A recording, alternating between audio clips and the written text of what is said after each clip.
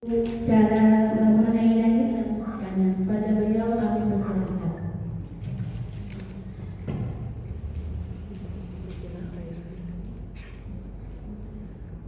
Bismillahirrahmanirrahim. Assalamualaikum warahmatullahi wabarakatuh. Waalaikumsalam warahmatullahi wabarakatuh. Salam kenal ya ibu-ibu. Baru sekali kita bertemu di majelis yang mudah-mudahan senantiasa diberkahi oleh Allah Subhanahu wa taala. Sebagian dari ibu-ibu mungkin ada yang belum pernah ketemu sama saya, ada yang belum pernah melihat saya, belum pernah jumpa saya. Ya, terima kasih tadi sudah dikenalkan dengan MC kita yang luar biasa. Jazakillah khairan. Baik, kita mulai insyaallah. Siapapun yang ada di depan, ini adalah satu kesempatan dari Allah Subhanahu wa taala untuk kita belajar dan semakin tafakuh dalam ulumuddinnya. Mudah-mudahan Allah ridho kepada kita semuanya. Mari sama-sama kita luruskan hati dan niat kita untuk senantiasa mencari ridhonya Allah Subhanahu wa taala. Sama-sama kita baca bismillah ibu-ibu ya. Bismillahirrahmanirrahim. Bismillahirrahmanirrahim. Alhamdulillahirabbil alamin wa bihi nasta'in ala umuri dunya waddin. Wassalatu wassalamu ala asyrafil anbiya wal mursalin wa ala alihi wa ashabihi wa man tabi'ahum ila yaumiddin.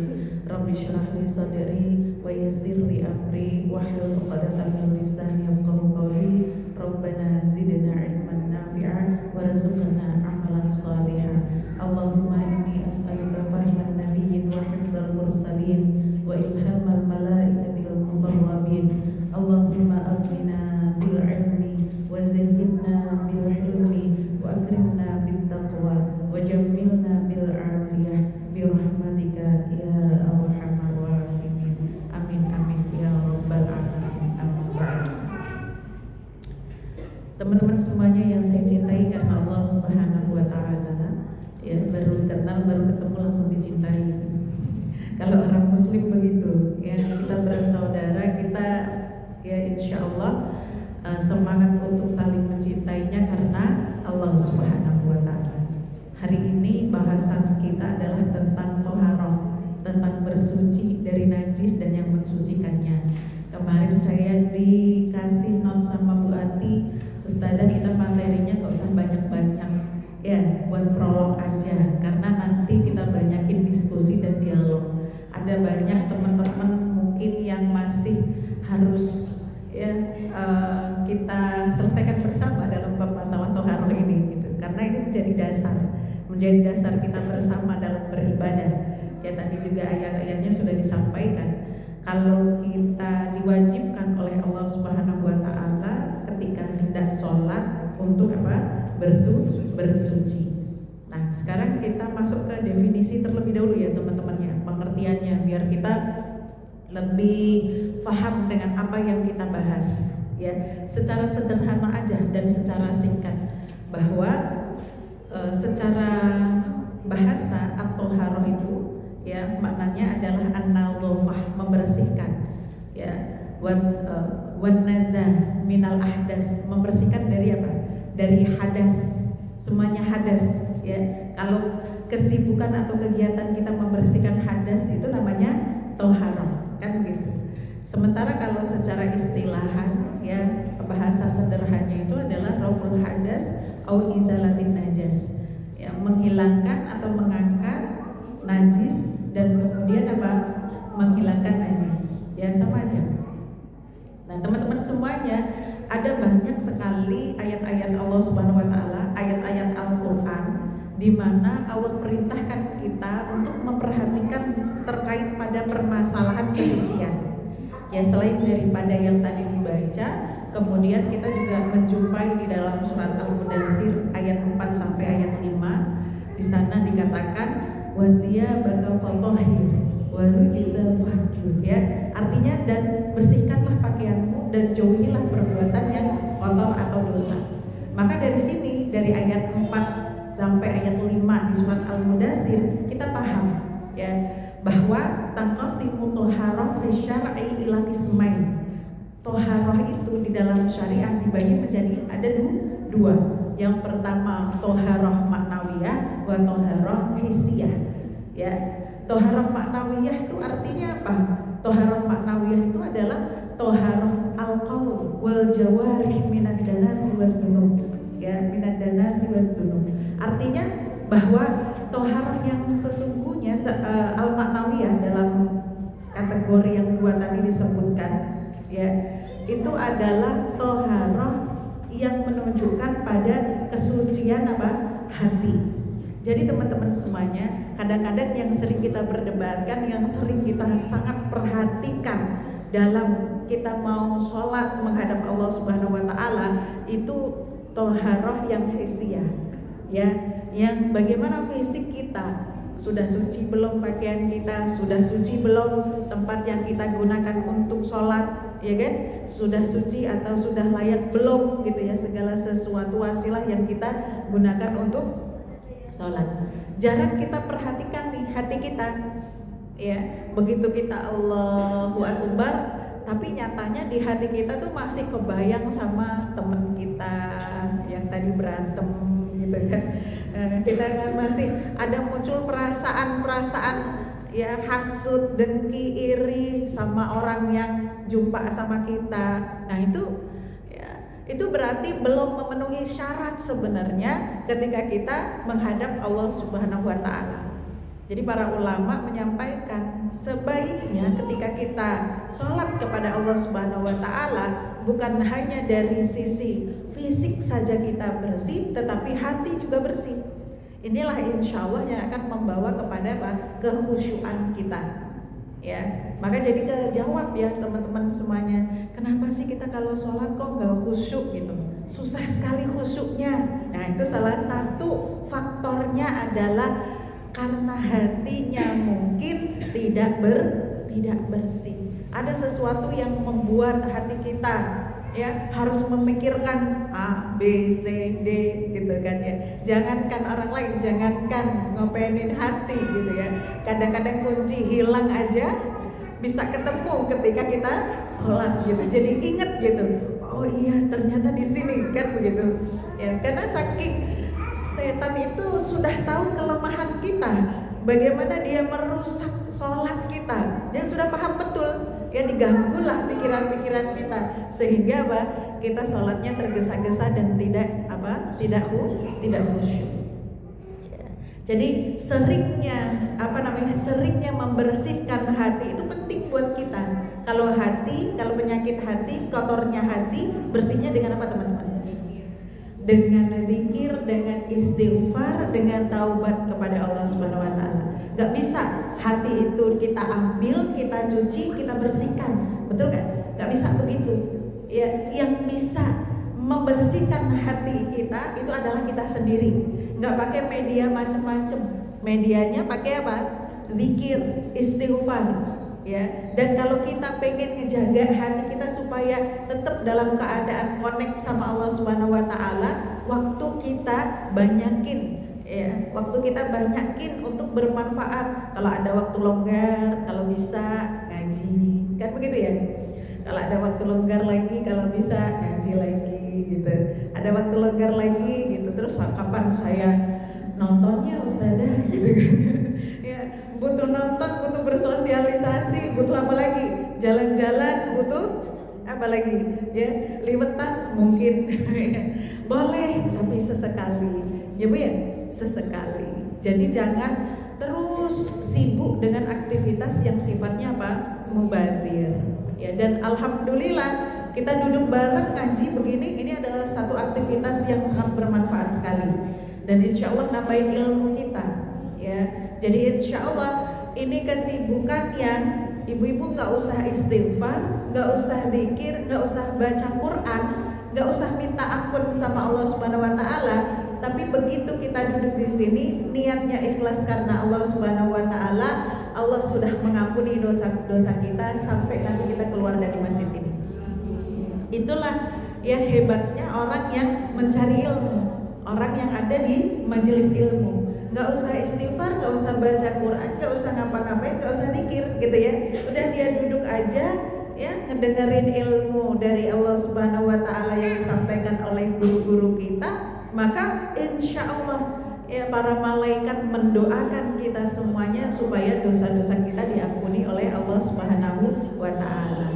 Ya, dan mudah-mudahan nanti menjadi kebiasaan kita, hati yang bersih itu menjadi kebiasaan kita dalam keadaan apapun, ya hati kita insya Allah jadi bersih.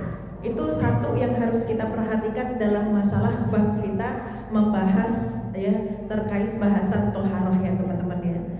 Jadi jangan dianggap itu ya sepele dan dianggapnya nggak masuk pada kajian fikih toharoh. Salah.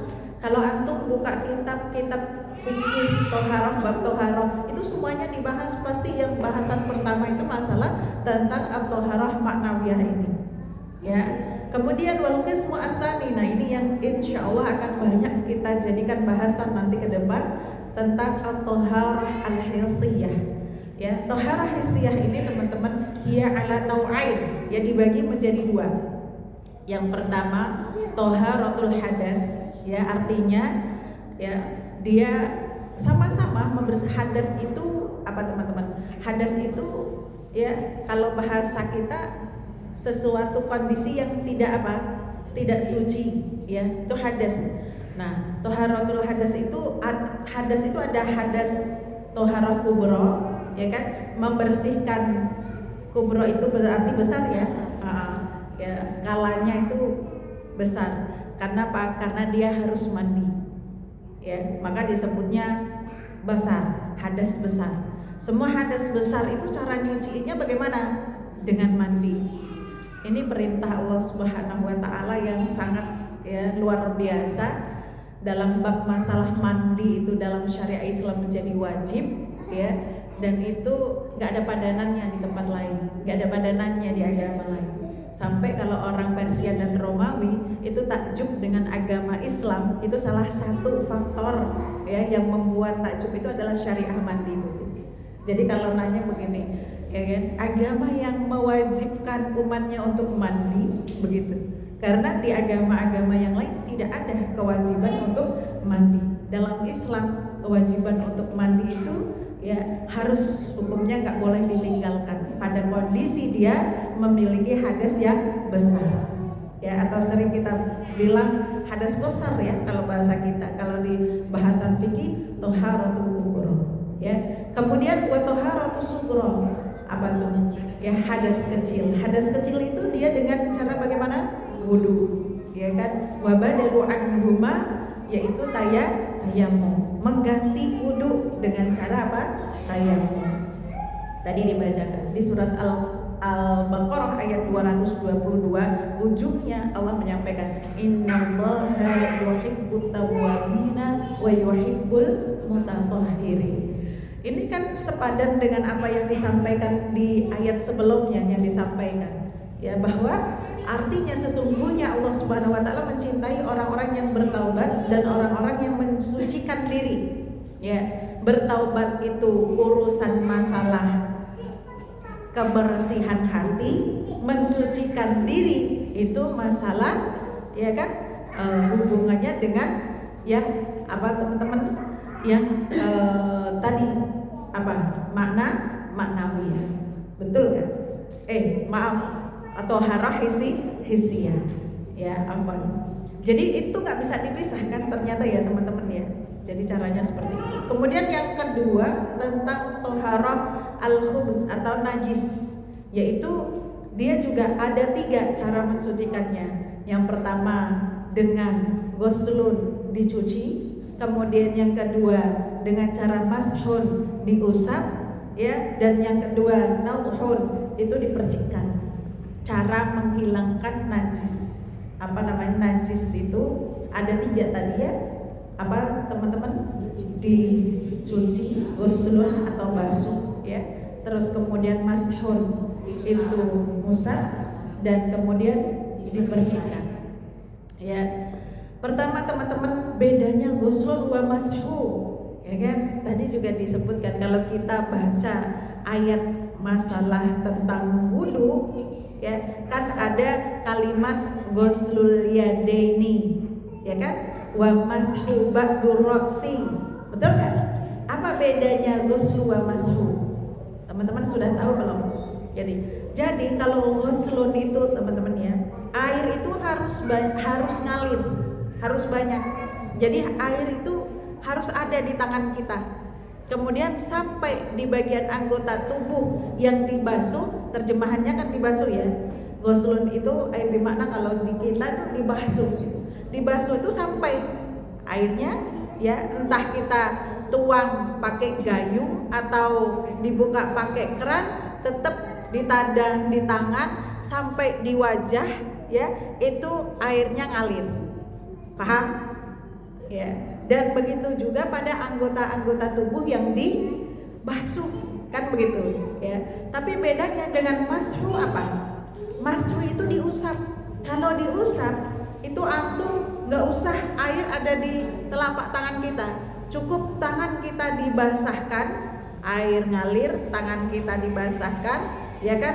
Kita lepas dari air tadi, tangan kita kelihatan basah, masih kelihatan basah, kemudian kita usapkan, ya kan? Usapkan di kepala kita.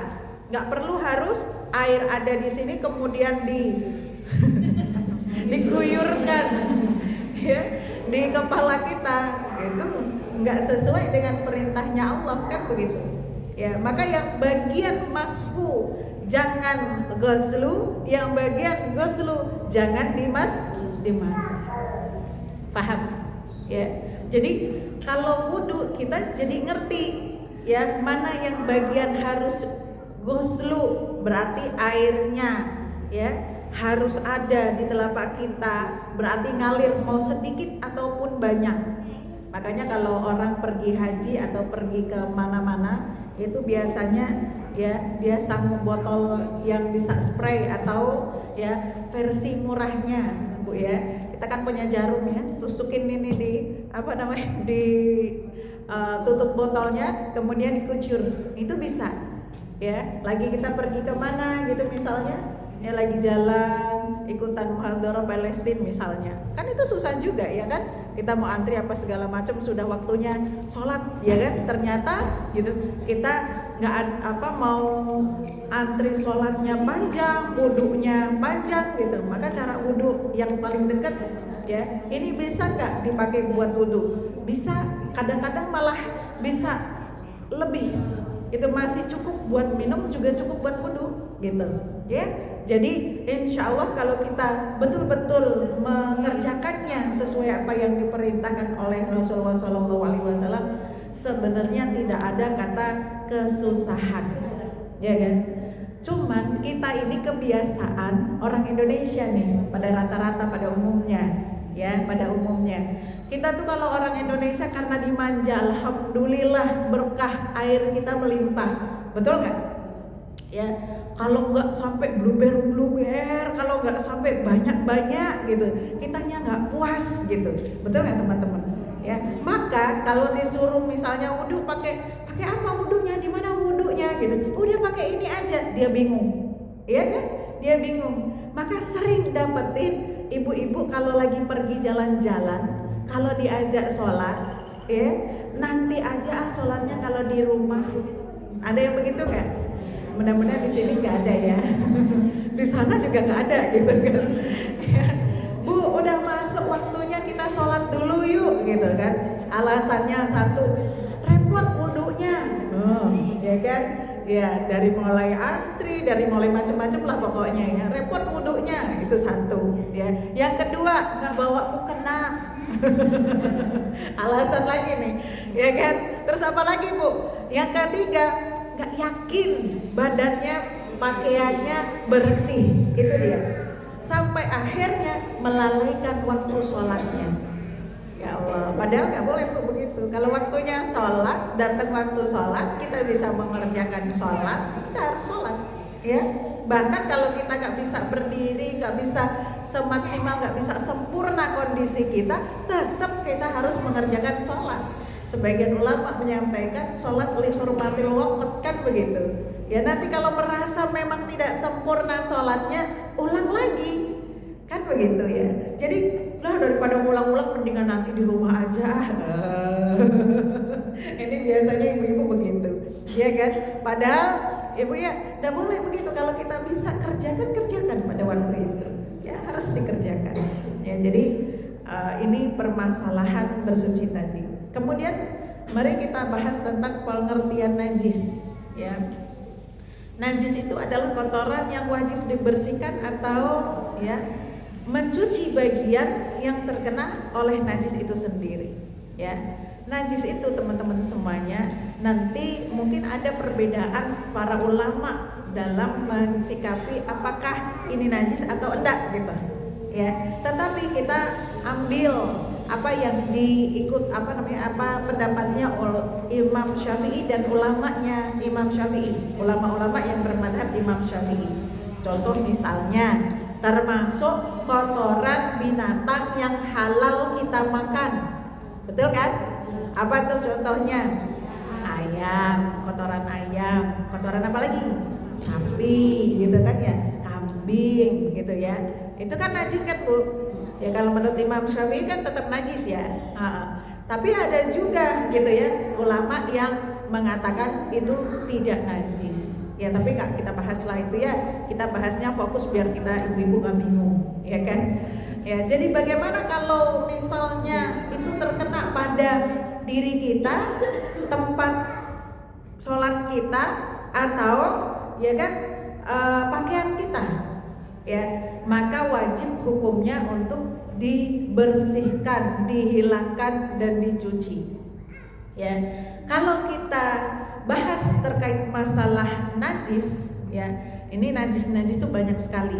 Ada ya anjing, babi, ini termasuk najis kalau bahasa fikihnya najis yang berat, yaitu najis mughalaghah. Ya itu menurut Imam Syafi'i, Imam Hambali dan jumhurul ulama, ya lain selain Imam Malik, beda itu Imam Malik. Ya kalau Imam Malik beliau berpendapat begini, bahwa anjing itu tidak najis, tetapi gitu kan kalau air liurnya mengenai ke kita sama saja ya cara mensucikannya seperti yang diperintahkan oleh Rasulullah SAW, kan begitu ya. Ketika ada seekor anjing menjilati tempat makan kamu gitu ya, maka sucikanlah sebanyak berapa kali? 7 kali. Dan salah satu dari 7 itu pakai apa? Pakai tanah. Itu semuanya sama, sepakat begitu karena hadisnya ya kan mau debat. Hadisnya gak diperdebatkan lagi gitu. Ya hadisnya sahih, gak diperdebatkan. Ya hanya yang diperdebatkan adalah gitu ya, apakah ini diperintahkan untuk mensucikannya karena faktor najis atau hanya memang diperintahkan untuk mensucikan saja.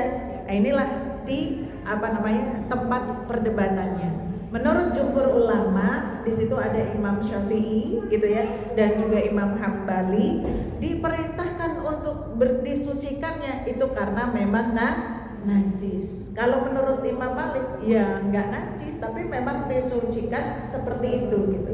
Ya kalau kita ambil biasanya pendapatnya siapa Bu? Imam Syafi'i dan para ulama yang lain. Begitu ya. Sama aja berarti. Makanya artinya apa? Sama aja dalam penyuciannya maksudnya. Tapi hukumnya jadi berbeda masalah najis dan tidaknya. Begitu ya. Artinya begini Bu, kalau dalam mazhab Imam Syafi'i itu lebih ketat. Ya, lebih ketatnya maksudnya bagaimana? Anjing itu, ya kan? Itu najisnya itu bukan hanya liurnya saja. Jadi kalau kita basah nih ya, terus kemudian pegang anjing yang kering, ya itu jadi najis juga, gitu. Sama sebaliknya, kalau anjingnya basah, habis mandi misalnya, kita kering, gitu kan ya. Misalnya pakaian kita atau tangan kita elus-elus gitu ya, ya itu jadi najis yang harus dibersihkan sebagaimana yang tadi disampaikan caranya gitu. Nanti ada pertanyaan, Ustazah berarti memelihara anjing itu gak boleh ya? Kan begitu ya? Boleh ya, boleh, tapi perbolehannya seperti ini. Anjing dipelihara itu untuk apa? Menjaga, fungsinya itu untuk menjaga rumah misalnya atau menjaga kebun gitu ya. Bukan masuk ke dalam rumah sampai berinteraksi dengan ya orangnya, dicium-cium, digendong-gendong, semua ya kan, semua tempat tinggalnya itu sama kayak tempat tinggalnya anjing, sampai semuanya tuh dijilat-jilatin sama anjingnya. Kan kita sering lihat ya orang-orang yang memelihara anjing dimasukkan ke dalam rumahnya gitu ya. Jadi semua macamnya itu ya dijilatin, berbagi dia sama anjingnya gitu kan. Ya, dan bahkan yang menyedihkan ya, itu mereka yang nggak paham terkait dengan permasalahan najis ini. Kalau orang yang paham terkait dengan permasalahan najis, karena repot dengan air liurnya yang jilat-jilat tadi, kan nggak mungkin dia mau memasukkan anjingnya, berbagi segala macam sama anjingnya di dalam rumah tadi, betul nggak teman-teman? Ya, kalau toh memang dia pelihara, biasanya ditaruh di luar pakai kandang sendiri, ya kan? Karena faktor tadi mengambil submanfaat supaya dia menjaga rumah, ya, menjaga rumah. Mungkin ada di suatu daerah, ya, itu rumahnya rawan kondisi sering kecurian mungkin dan sebagainya, itu boleh dia pelihara anjing di luar, kan begitu. Atau misalnya dia punya kebun, yang kebunnya itu ya ditinggal nggak yang ditungguin terus gitu ya, maka boleh dia taruh anjing di situ, ya boleh. Kemudian lagi bangkai, ya, bangkai juga najis kecuali bangkai manusia dan bangkai apa-apa yang ada dari dari laut. Bangkai ikan itu tidak apa-apa Bu, ya, bangkai binatang laut itu halal, ya. Jadi bangkai laut itu ya tidak termasuk kategori bangkai bahasanya. Artinya apa?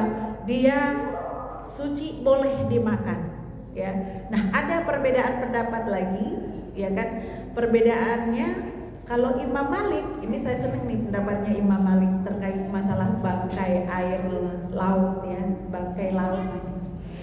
Beliau menyampaikan kalau matinya sudah faktor keracunan, sudah lama ngambang matinya tuh ikannya.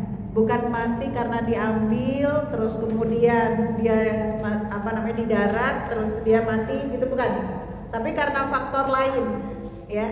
Paham? Faktor lain itu karena mungkin penyakit, keracunan dan sebagainya gitu ya.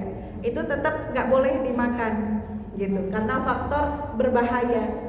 Ya, kadang-kadang kan ada perairan yang ya dia terbanyak besinya dan sebagainya macam, ya, dia sensitif. Binatang-binatang laut itu sensitif dengan kondisi lautnya, jadi ada banyak yang keracunan atau mungkin orang mengambil ikan dengan cara yang salah gitu kan, ya, terus mengakibatkan yang tidak baik. Atau mungkin ada air lautnya atau sungainya dialiri atau dijadikan tempat pembuangan limbah, kan begitu. Maka kalau itu berpengaruh pada habitat di sana, terus kemudian menjadi ikannya tadi mati dalam keadaan keracunan, mengapung gitu kan, udah mati kondisinya begitu, itu tidak boleh dimakan begitu. Kenapa? Karena mengakibatkan penyakit dalam tubuh kita, ya. Saya agak cepat lagi ya. Kemudian apalagi darah, kecuali darah orang yang mati syahid selama tertinggal di jasad, ya. Orang yang meninggal dalam keadaan mati syahid itu beda Bu ya kondisinya dengan orang yang ya meninggal biasa. Maka orang yang meninggal syahid itu mereka tidak dimandikan gitu. Ya, karena darahnya dan apa-apa yang dia bawa dalam syahidnya nanti akan menjadi menjadi saksi di hadapan Allah Subhanahu wa taala. Begitu juga darah yang tertinggal pada binatang yang disembelih, maka ya dia tidak dikatakan tidak najis ya Bu ya, kecuali kalau darah yang tidak tertinggal, darahnya netes ya jatuh gitu kan, maka kemudian ketika darahnya jatuh, yang jatuh itu terkena kita, itu najis. Ini kan sedikit lagi mau kurban ya Bu. Jadi kalau kita lihat binatang kurban kita disembelih, jangan deket-deket. Kalau yang darahnya yang keluar itu Bu, itu najis. Tapi kalau darah yang ada di daging misalnya, ya kan, nah, darah yang ada di daging itu apakah itu najis? Enggak, kecuali kalau misalnya dia keluar dari dagingnya ngalir dia. Tapi kalau dia darah yang nempel pada daging-dagingnya, maka itu tidak dikatakan najis. Paham Bu? Ya. Kemudian nanah itu najis ya. Kalau ibu-ibu kena sesuatu, misalnya bisulnya sudah betul-betul jadi nanah, ya gede banget, ditusuk, terus kemudian pecah, kan keluar itu kotor semuanya. Nah itu harus dibersihkan. Ya, air kencing dan kotoran sudah kita pahami semuanya. Sisa kotoran binatang yang najis hukumnya najis, sementara sisa binatang yang tidak najis para ulama berbeda pendapat.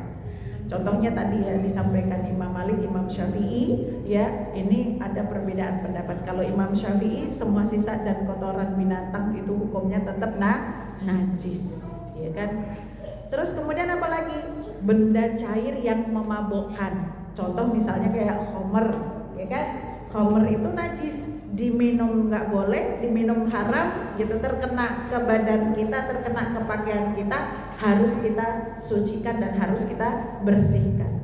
Kemudian muntahan anak, muntahan kita, muntahan yang betul-betul keluar dari perut, bukan muntahan yang misalnya gini, baru makan, belum masuk ke dalam perut nih, belum masuk sampai kelewat ke tenggorokan, ya itu sudah keluar, ya Bu ya.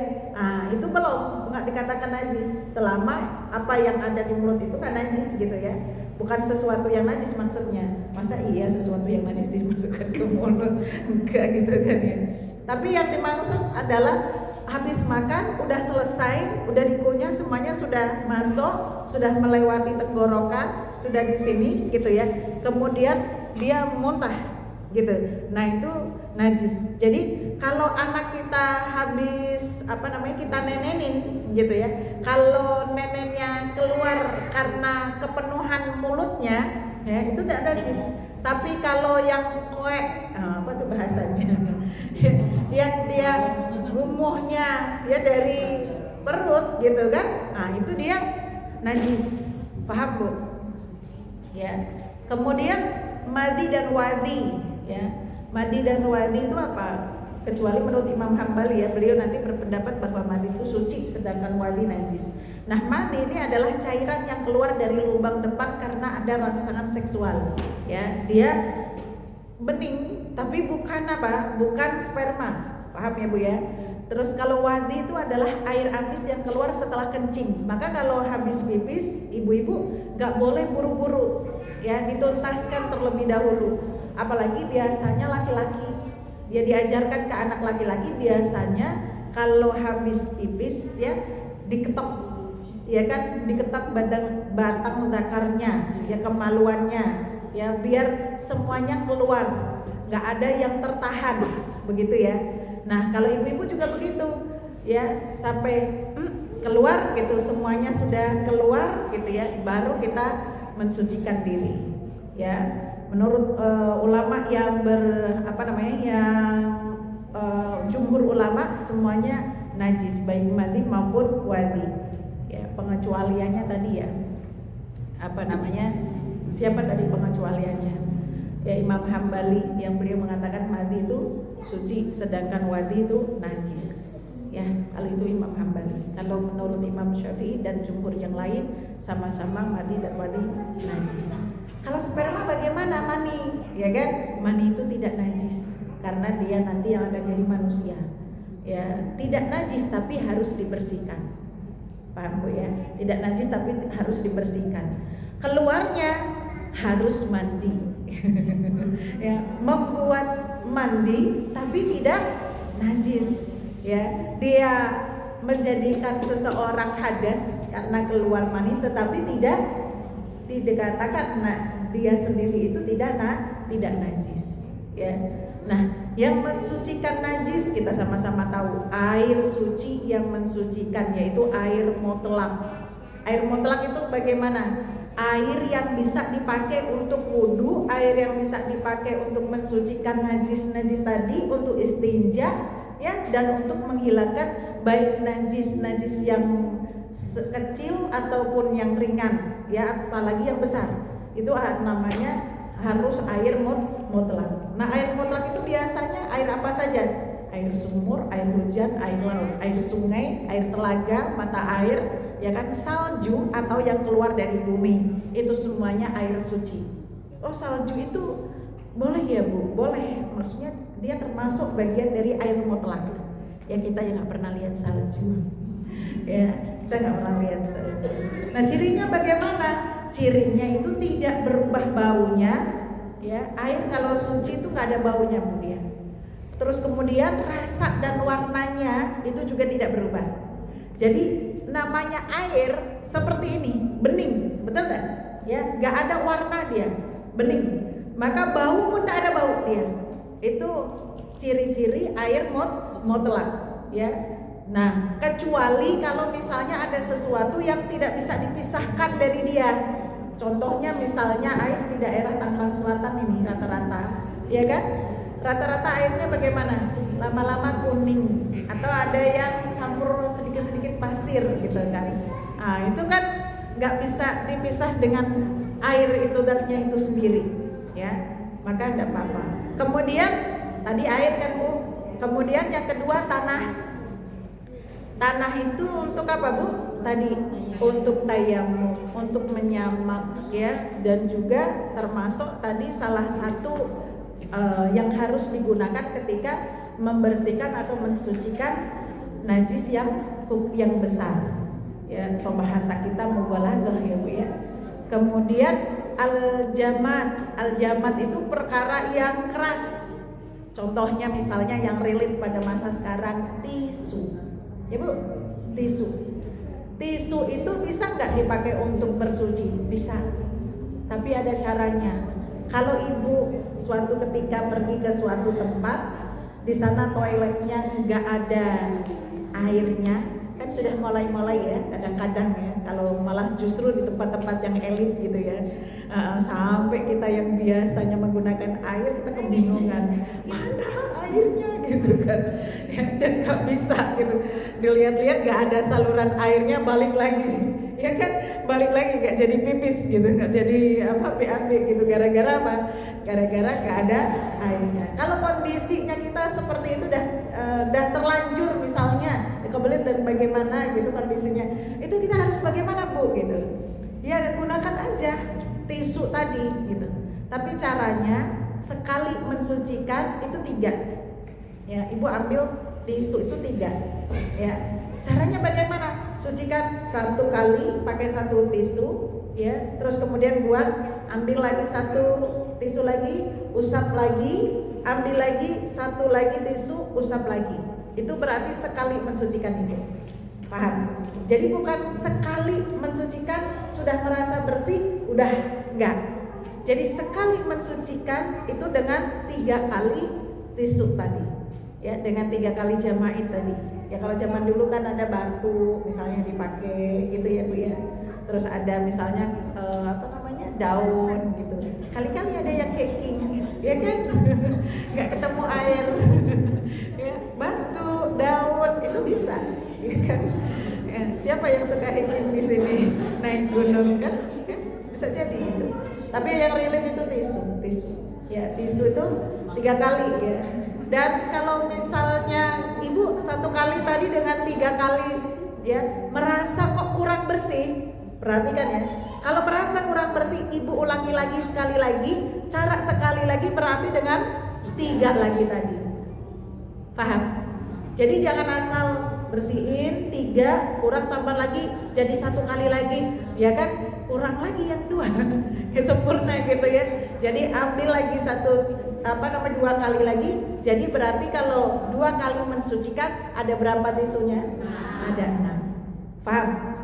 Kok 6 kali tisu udah dipakai belum merasa bersih? Karena biasanya pakai air, itu pun banyak digerujuk gitu kan ya. Itu kebiasaan kita orang Indonesia. Jadi wajar kalau merasa kayak kalau belum ketemu air merasa kurang bersih, itu wajar banget gitu. Nah, cara membersihkannya seperti tadi yang disampaikan. Tapi sekali tisu dipakai udah ya Bu, jangan dipakai lagi. Ya, jangan dipakai lagi. Ya batu pun begitu, kalau batunya kecil sekali pakai buang. Tapi kalau batunya gede itu bisa 3 sisi, satu batu 3 sisi kan begitu. Ya, tapi kita kan nggak relate ya kalau pakai batu zaman sekarang. Ya. Atau satu benda yang licin gitu ya, seperti besi, kaca dan kuningan, apabila terkena najis dia dapat disucikan dengan cara hanya dihapus saja, gitu ya, dihapus sama tisu, dihapus sama lap, gitu kan, ya itu boleh. Tapi yang kita pakai adalah yang yang bersih, ya. Ustazah, yang jadi pertanyaan adalah bagaimana dengan air kencing, ya kan? Ada anak kecil kita. Zaman sekarang lebih gampang karena ada popok yang namanya Pampers, ya. Sudah nggak ada jadi alasan lagi bagi ibu-ibu. Bu, sholat dulu. Zaman dulu kalau ibu-ibu yang punya anak bayi itu kalau disuruh sholat susah. Alasannya apa? Kena najis kabeh. Ya, kena najis semuanya. Kenapa diompolin anaknya, gitu kan? Jadi makanya kalau anak kecil yang di rumah itu biasanya kalau ibunya nggak ngerti bab masalah fikih itu rumahnya bau pesing, ada begitu ya. Jadi Bu, najis itu ada najis hukumiyah, ya kan, ada najis ainiyah, ya. Najis yang ainiyah itu yang kayak gimana? Yang kelihatan itu loh najisnya, ya Bu.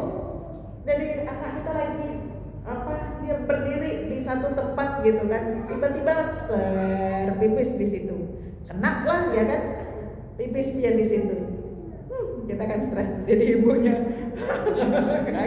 habis dipel gitu kan, ya pipis gitu kan. Saya itu dulu anak saya Bu, kalau habis mandi pas lagi dihandukin, pas lagi dibersihin, tiba-tiba belum sempet dikasih popok apa segala macam udah pipis. Ya kan? Nah, kalau seperti itu kondisinya bagaimana? Dibersihkan tetap ya. Kalau bayinya itu belum makan, kini kalau anak laki-laki kalau masih cuma nyusu aja itu dipercikin air aja cukup. Ya, belum makan apa-apa tuh bayi. Ya berarti belum 6 bulan kan? Ya. Dan itu bayi laki-laki. Ya, beda dengan bayi perempuan. Kalau bayi perempuan tetap harus disucikan, dibersihkan, dicuci. Ya, dibersihkannya harus dicuci. Bagaimana kalau kita membersihkan misalnya ada kotoran atau ada najis di lantai gitu ya. Perhatikan Ibu ya, kalau mau ngepel atau mau membersihkan, jangan langsung Ibu ambil kain atau alat pel, ya kan? Jangan. Jadi Ibu ambil ember, lap dulu, lap kering dulu sama ember, barengan nih, lap sama ember, kucuk-kucuk Ibu itu di mana tempat kotoran tadi, ya kan, tempat najis tadi. Najisnya dihilangkan dulu. Kalau ini bab masalah pipis kan harus diserut dulu pakai lap tadi, ya. Lap di ini kan, terus kemudian ditaruh di ember. Lapnya yang tadi ini kena ini semuanya, taruh di ember. Terus barulah bawa ke belakang, cuci itu lapnya sampai suci. Ya, di air yang ngalir, embernya digojakin, bahasa kita, bahasa Ibu apa? Dibilas, ya, dicuci, dibilas, embernya juga dibersihkan. Ibu balik lagi tuh, kan lapnya udah suci nih. Baru kemudian Ibu sucikan tadi lantainya lagi, paham? Jadi jangan lapel dari belakang ke depan, ini tempat pipisan gitu ya. Ibu lap terus kemudian Ibu kucuk lari ke belakang, netes sampai jalannya, sampai ke belakang. Paham? Ya. Begitu juga kalau ada kotoran apa-apa misalnya gitu ya, anak kecilnya BAK atau apa, ya, itu juga begitu, dihilangkan dulu, keluar gitu kan, dibuang, baru kemudian dibersihkan lagi. Gitu. Ya, Ibu kalau masih kecium bau, nah itu tadi ainiyah itu, ya. Hukmiyah itu maksudnya kelihatan itu najis, ainiyah itu kelihatan najisnya. Kalau hukmiyah bagaimana? Kalau hukmiyah nggak kelihatan najisnya, tapi baunya, asarnya masih ada. Ya contohnya kayak tadi, sofa ini kenapa deh baunya pesing banget dah? Kenapa? Karena ada pernah dipipisin anak kita, kitanya lupa nggak dibersihin, kan begitu. Jadi dibiarkan sampai kering, akhirnya bau pesing gitu. Kebetulan emaknya nggak pernah mengerti tentang masalah najis, nggak pernah belajar masalah toharoh. Jadi ya udah, serumah aromanya pesing semuanya. Ya. Nah kalau nggak sofa, perhatikan kadang-kadang kamar mandi, betul nggak? Kamar mandi itu kadang-kadang ada ibu-ibu yang kalau anak kecilnya bilang, Umi mau pipis, udah tuh sono ke kamar mandi gitu doang. Tapi nggak diajarin bagaimana cara pipis di kamar mandi. Perhatikan, pipis di kamar mandi. Yang perempuan duduk, ya tetap sih laki-laki juga duduk, diajarin duduk di kloset, ya kan? Mau klosetnya WC jongkok ataupun duduk, tetap harus air pipisnya dibuang di sana. Bagaimana kalau udah terlanjur, akhirnya pipis di lantai? Perhatikan cara nyirem. Lantai itu Bu, yang buangan air itu kan pasti bagian paling rendah, betul nggak? Ibu ambil air, cara nyiremnya dari yang paling tinggi dulu. Nanti dia akan ikut ngalir di bagian yang rendah, jadi hilang itu najisnya. Jangan bentang-bentang anak kita pipis di misalnya area sini, di lantai WC misalnya, langsung diguyur air dari atas di situ, yang ada nyebar najisnya kemana-mana selantai yang banyak-banyak. Udah itu kadang-kadang pintunya dibuka, pintu kamar mandi dibuka, di depannya ada keset, ya kan? Ada keset, dibuka, biur, jeripatlah ke kaset kemana-mana, najis saja semuanya dah. Ya, ini kalau perempuan nggak ngerti bab toharoh itu bahaya, kalau dijadikan istri. Ya kan, kalau dijadiin istri bahaya gitu kan. Ya, makanya kalau zaman sekarang katanya yang penting cari istri yang cantik, katanya gitu kan. Nah cantik tapi nggak ngerti bab masalah hukum toharoh gimana coba? Mau dididik dulu sebelum malam pertama. Ya kan, repot banget gitu kan. Ya Allah, tapi alhamdulillah kita jadi ini ya Bu ya, jadi ngerti gitu. Kalau kemarin-kemarin Ustazah saya nggak ngerti tuh kayak gitu, sukanya saya mencuri. Alhamdulillah hari ini kita ngerti. Jadi hari ini kita taubat semuanya. Insya Allah nanti cara membersihkan sama seperti itu. Sama dengan cara kita mencuci baju. Ibu-ibu cara cuci bajunya gimana? Ya, saya pernah lihat ada orang nyuci baju, dia sediain air di ember, air di ember. Embernya banyak, ada 3 ember, air semuanya, airnya. Terus kemudian bagaimana itu nyucinya? Baju kotor dimasukin di air, blek. Terus nanti habis dicuci di sini, terus dimasukin lagi ke air, blek, dimasukin lagi ke air. Sudah sampai 3, katanya udah suci, dijemur. Bener nggak tuh kayak gitu Bu? Bener nggak itu cara mencuci begitu?